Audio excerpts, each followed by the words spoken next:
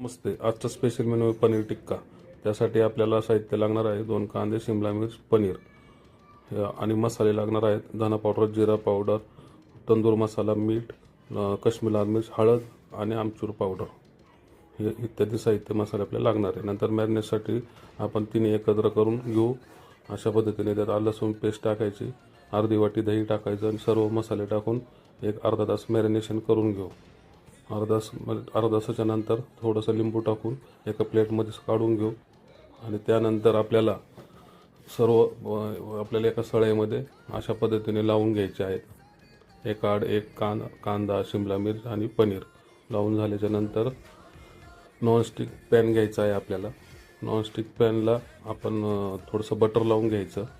ते बटर लावल्यानंतर त्यावर आपल्याला अशा पद्धतीने त्याला मिडियम आचेवर गरम करायचे. नंतर आपल्याला हळूहळू असे पलटी करून सर्व बाजूनी भाजून झाल्यावरती त्याच्यावर बटर लावायचं मध्ये मध्ये, म्हणजे सर्व बाजूनी बटर लावले जाईल. अशा पद्धतीने चांगला खरपूस होईपर्यंत सर्व बाजूनी तयार आहे.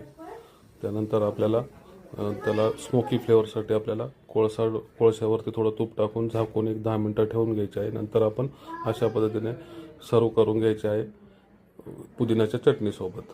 धन्यवाद. आवडल्यास